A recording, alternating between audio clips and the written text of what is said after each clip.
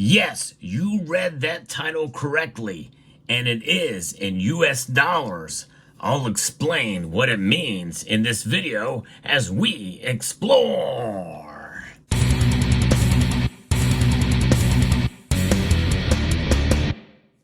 Before we get to $35 silver, or very close to it, let's talk about what's going on with silver right now here in the United States. That's your first clue. But we'll get to why it's so important about silver being almost $35 in another part of the world in a moment. But first, silver is up yet again. A pretty big move back in the other direction today, breaching a 12-year high again here. Silver is trading up almost a full percentage point here.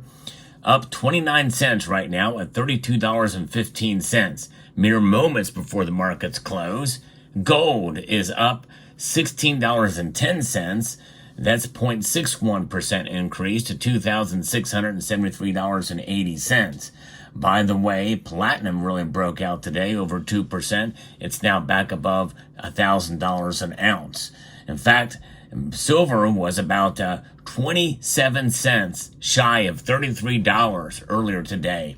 It got up to $32.77, but could not break above and stay above that psychological $32.50 mark, which many technical analysts say that is where we need to be in order for a new breakout for silver's price. But we were not able to hold it for that long.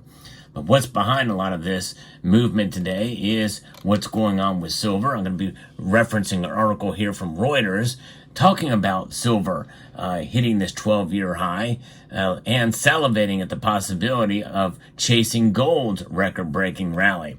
We have a long ways to go there, but before we get into that, let me just tell you where the gold to silver ratio is now. It is narrowed once again, still above 80, but it is at 83.42 right now.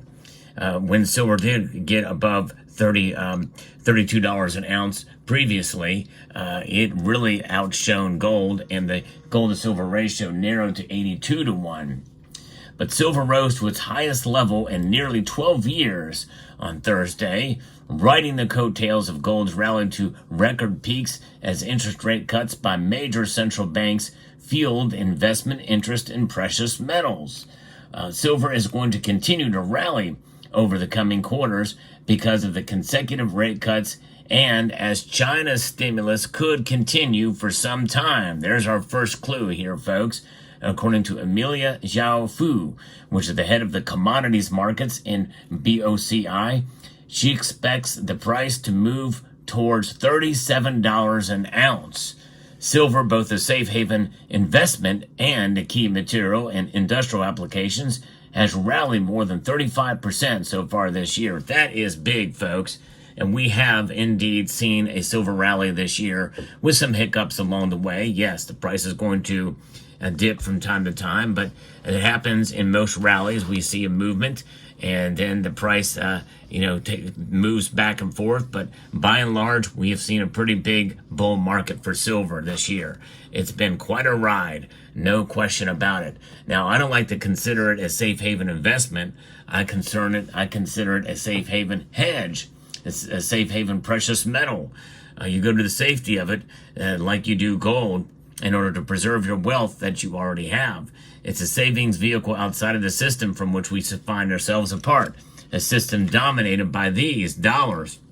We have to think in terms of dollars, but there is a paradigm shift when you have silver, physical silver in your possession, and that means that its value proposition is only realized by the price movements in one direction, and that is, and going to continue pace at least equal or on par with inflation. And right now, with the price movements today at a 12-year high and up 35% this year, silver is bearing itself to be quite a hedge, but it's also considered an investment, a good investment if you bought silver at the beginning of this year. Although I'm encouraging my viewers not to look at it like that. I also encourage my viewers to be as realistic about silver during these high price movements and not get too crazy thinking that it's going to go to the moon or that the dollar and the economy is going to collapse anytime soon. Silver will not save you. I'm going to put that out there because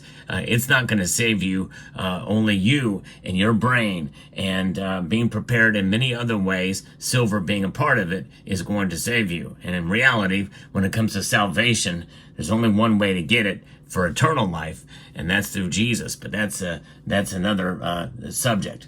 One of the primary catalysts for the rally in silver has been gold because of their strong correlation, according to Anika Gupta, director of macroeconomic research at Wisdom Tree. The gold to silver ratio has come down with silver's rally, Gupta said, and it has to a degree, but I wouldn't say that the correlation is any stronger than it had been in the past unless we continue to see that ratio narrow. But it's still too high right now for that to occur, in my view.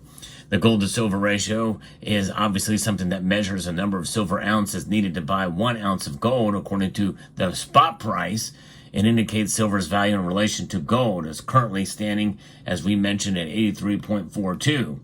The bulk of the remaining demand for silver has been driven by the industrial sector. By the way, more than half of the silver produced is for industrial uses. Industrial, which includes electronics, the photovoltaics, biomedical, a lot of different things that play a role there. Silver is a metal that has got more uses. There's more diversity in the uses for silver than any other metal on the planet. That is something that means silver is something special when you think about that. So when you look at the gold futures and where it is, and bullion has risen more than 29% so far in 2024 for gold, smashing records several times, fueled by U.S. rate cut hopes, safe haven demand, and robust central bank buying. Gold price strength is feeding on itself just now, which means that momentum is driving speculative flows despite a rising U.S. dollar and treasury yields, according to Ross Norman, who's an independent analyst. And when we think about the dollar index, we usually think of a higher dollar index means lower gold and silver prices. And of course, right now with the markets up, the U.S. dollar index is down yet once again, 0.4 to 100.54 right now, barely above that 100 level. That's a psychological number. Once it goes below that, I think we may see more and more high prices for gold and silver as we continue to track that, which is what we do because that is very important, the dollar index. The U.S. Federal Reserve trimmed the benchmark policy rates by 50 basis points. That's a half a percentage point for those of you on Rio Linda. Traders see a 51% chance of a 50 basis point reduction in November. So more people, according to the Fed Watch tool, think that they're going to be another half a percentage point. That would be a full percentage point. That is it's pretty big. That's very aggressive cuts.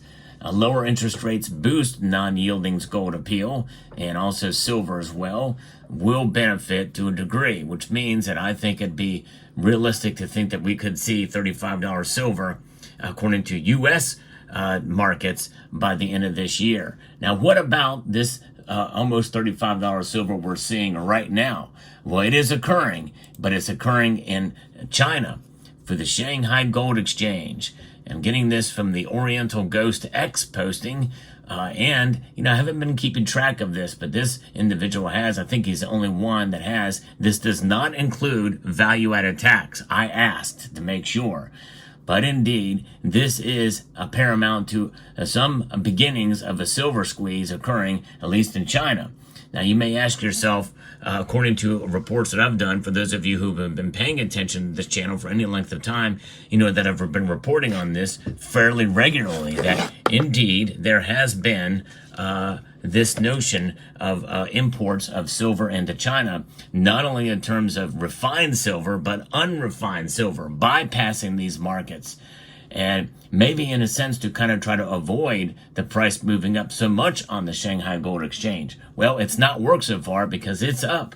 It's up a couple of dollars, well over $2 more there in the close for the 26th of September. That's today, folks.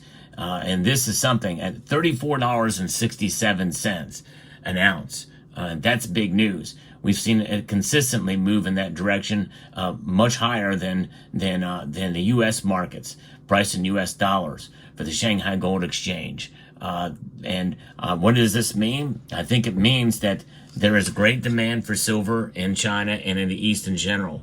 And those markets are reflecting it with the price there in U.S. dollars. And I think that means it's going to be, unless something changes, we know the Chinese economy, I think, is in trouble to some degree. Of course, there's others that disagree to what extent that is. But regardless, unless there is an absolute depression or a major recession that occurs in China, because right now they're trying to prop it up with stimulus for a time, and that's going to cause their currency to essentially, I think, inflate.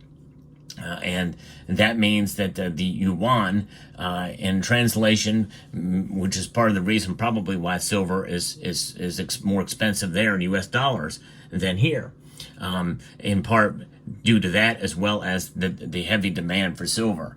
So that is what's happening there. And I think that will reflect sooner or later to the European markets as well as the U.S. markets. And I think that is also something that one of the reasons why silver's price is where it is today as well. A lot of different factors. The silver market, as small as it is complex. And the more we understand that, the better we will have an understanding as to why the price moves in both directions so radically. Because it is such a tiny market. It doesn't take a whole lot to move the markets in either direction for nonsensical reasons at times, because psychology plays such a huge role in the markets. And in terms of where the price goes from one day to the next. And we can be discouraged one day and encouraged the next day, or get giddy or very excited. And I understand that excitement. But we have to just take it all for a grain of salt, if you will, and understand that in the end, silver is about wealth preservation over the long course of time, even in days like this when the price is very high. And so I would encourage you to hold on and hang out and hold on at the very least. And if the opportunity presents itself, and likely it will, we'll see another dip, and it might be a substantial dip, maybe even $1 or $2 in a given day. That might be a good opportunity to pick up a few more ounces at your convenience and based off of any discretionary income you may have.